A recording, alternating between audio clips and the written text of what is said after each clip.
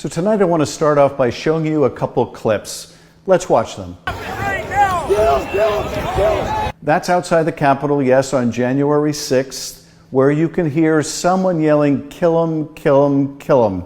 Let's take another view from a different perspective.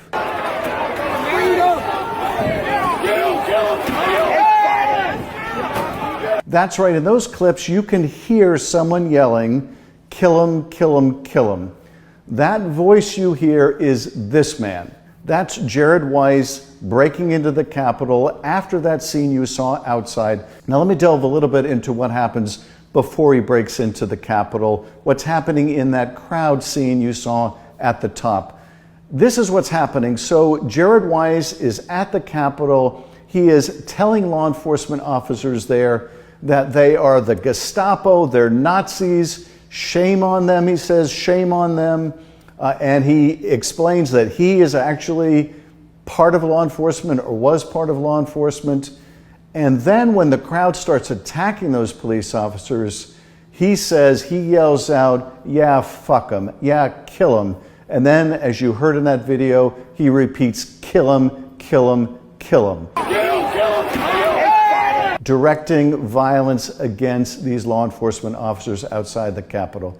That is Jared Wise. Now, why should you care about this one particular rioter outside the Capitol?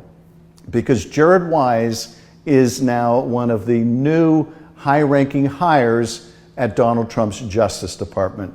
That's right, that guy egging on violence against police officers, telling rioters to kill cops, has just been appointed to the Justice Department by Donald Trump. He has been appointed to the weaponization working group headed by Ed Martin. Now, you'll remember Ed Martin. We've talked quite a bit about Ed Martin here.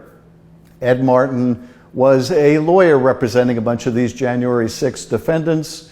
Ed Martin was nominated to be DC U.S. Attorney.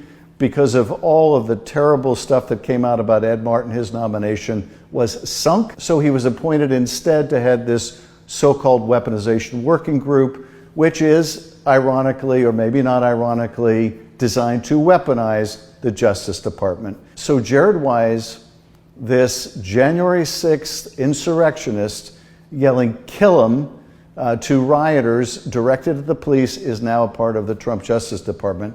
Now, what happened with the case against Jared Wise? Jared Wise was indicted on 2 felony and 4 misdemeanor counts as part of his activities on January 6th. And that case was being tried, and it went to the jury on Friday. And before that jury could deliberate, on Monday, Donald Trump pardoned Jared Wise. Approximately $1,500 for a pardon. So he's not a convicted criminal. The case never actually got to go to conviction because of Donald Trump, but he is now a high-ranking person in the Justice Department. So he's going to be working with Ed Martin to weaponize that department as part of this broader effort, not just to go after people who held others accountable for January 6th, but to go after all of the president's perceived enemies.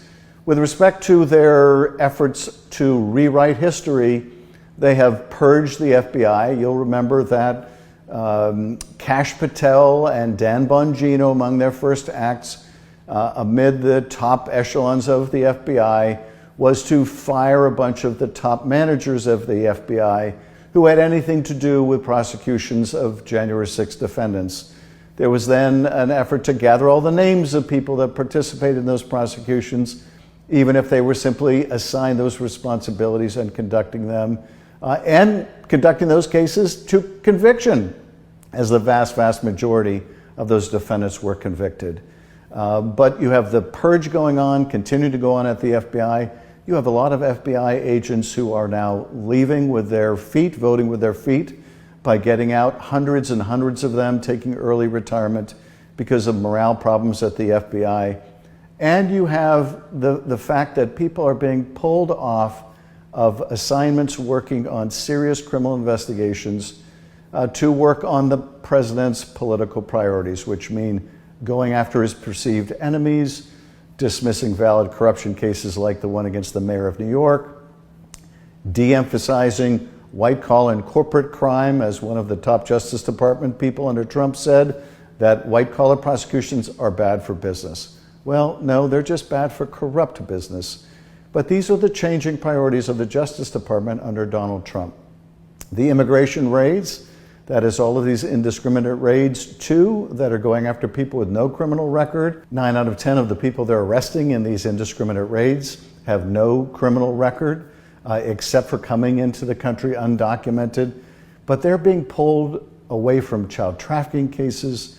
They're being pulled away from drug cases. They're being pulled away from border security. They're being pulled away from all kinds of other criminal offenses and true national security threats. And they don't want to talk about the fact that they're pulling agents off of serious crime cases to go after farm workers and grocery workers and others in their Trumpian MAGA priorities. Look at these 2 law enforcement agents I questioned during a Judiciary Committee hearing, and how hard they struggle to avoid answering a question about the diversion of resources away from serious crimes and to immigration enforcement under the Trump administration. How much of your workforce is being diverted to immigration enforcement and away from things that they were doing previously? Well, specifically immigration enforcement only, that's not what we're focused on. It's just not, sir. Okay, so how many of the 200 agents have worked in immigration enforcement? At any given time, anybody could have. No, just overall. Have all 200 been called away at some point to work on immigration enforcement? No, sir. Okay, so how many have? I really would have a hard time giving you an answer on that, sir. You're running the office. I am, yes. And you're having to make decisions about allocating resources. Yes, sir. And you've got investigations to pursue that were ongoing at the time of the administration. And you're having to take agents off of one thing to put them on another. I know how strapped the resources were even before this administration. Yeah. So you may not want to be precise here, but we need some sense of what kind of resources are being diverted here. Mr. Perez, are the estimates accurate that 45% of agents in major cities are being called on to work on immigration now? Is that accurate? No, sir. I would say that's not entirely accurate. I think that maybe comes from some data that looked at. So what is the accurate percentage? So nationally, sir, I don't have an exact percentage. I would say it's probably, it ebbs and flows. In addition to the appointment of people like Jared Wise, who would have been content with police being killed on January 6th, you also have the appointment of other Trump sycophants, like this guy. That's Thomas Fugate. Thomas Fugate is a 22-year-old former Trump campaign advance person with no national security experience, who is now heading the unit at the Department of Homeland Security responsible for trying to combat terrorism. That's right, we've got a 22-year-old intern in a position of responsibility combating terrorism at the Department of Homeland Security. What's his prime qualification?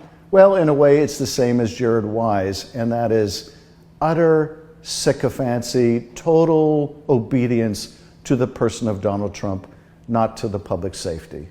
So this is Donald Trump's Justice Department in action.